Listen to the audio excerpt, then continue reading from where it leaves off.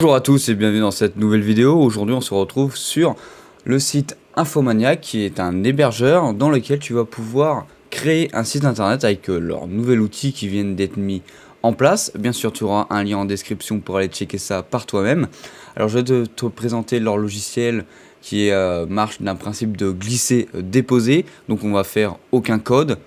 Voilà, alors pour ce faire, quand tu vas arriver sur le site par exemple conçu par Infomaniac, tu vas arriver comme ceci. Mais tu vas pouvoir retrouver par exemple dans les paramètres énormément de thèmes. Par exemple, on va aller dans Design, on peut voir ici choix du thème, et par défaut, tu vas avoir énormément de thèmes, par exemple associés au e-commerce, au business et services, services créatifs, nourriture et boissons, formation, voyage et style de vie, etc., etc. Par exemple, nous, pour notre part, on va aller installer le site dite information, voilà, importe uniquement les paramètres de création, etc., etc., ou non. On va cliquer sur oui, installer. On va installer ça par défaut, voilà, le site s'est formé comme ceci avec le site internet et le thème. Tu peux voir que quand je glisse sur les objets qui sont déjà prédéfinis, je peux aller ici les modifier directement. Tu peux venir ici, couleur du texte, mettre en black, etc., etc., voilà. Ici, quand tu vas ici pour modifier le logo, tu cliques sur réglage, titre et logo du site web, voilà. Et ici, tu vas venir cliquer pour importer une autre photo en tant que logo. Par exemple, j'ai mis celui-ci qui a été tiré de mon cas drive, de mon drive sur Infomaniac, par exemple. Voilà. C'est aussi ça qui est aussi bien chez Infomaniac, que si vous êtes hébergé chez eux, vous avez tout ce qui est cas drive, en gros un drive qui est associé chez eux, boîte mail, etc., etc. Tout regroupé, par exemple, avec ce site internet.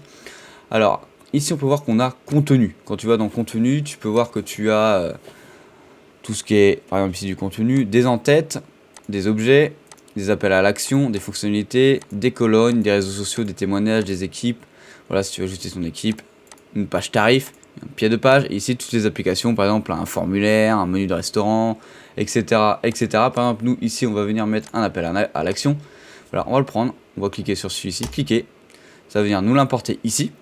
Admettons, tu ne veux pas qu'il soit ici. Tu peux voir qu'ici, tu as des petits pointillés. Tu veux tout simplement le prendre et le faire glisser juste en dessous, par exemple, de l'accueil qu'on a juste ici.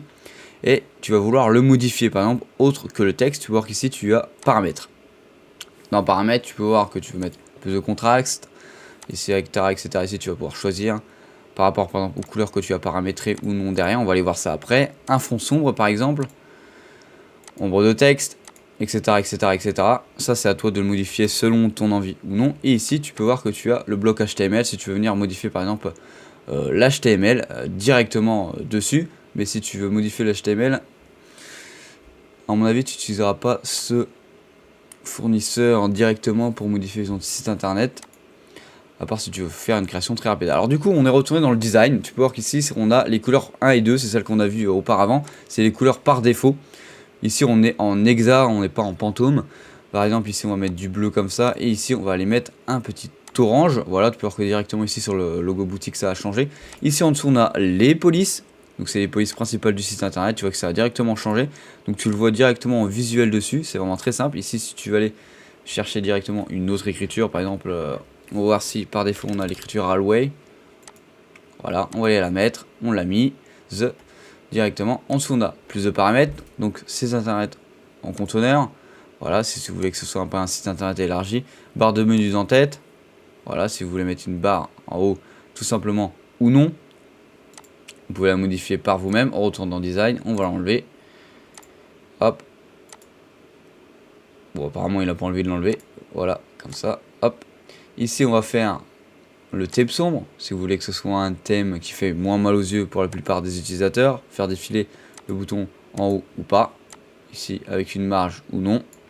Affiler le défilement lors de l'animation, etc., etc. Après, c'est libre à vous d'aller ajouter, par exemple, on va remettre des tarifs. Voilà, on a remis des tarifs, ça l'a remis là. On va venir le descendre tout en bas. Par exemple, on va le mettre juste ici. Dans les tarifs, si on veut les modifier, c'est le même principe, voilà, directement que les autres blocs qu'on a déposés en haut. Par exemple, on va mettre une application dite un formulaire, on va le créer, et on va pouvoir le créer directement ici, voilà, on veut le complet, les emails, etc. Par exemple, on va mettre pour télécharger un fichier, on va mettre ça là, etc., etc. On clique dessus pour venir le modifier, en tout cas le nom. Voilà, donc on peut voir que c'est vraiment un truc vraiment très simple. Le formulaire a donc été ajouté sur le site internet. Voilà, c'était une explication vraiment très rapide de comment créer un site internet avec l'ustensile d'Infomaniac qui vient tout juste de sortir. Donc de nombreuses applications devraient sortir par la suite. En tout cas, j'espère que ça t'aura plu. N'hésite pas à t'abonner, à liker. Et n'oublie pas qu'il y a un lien en description si tu veux aller checker tout ça par toi-même.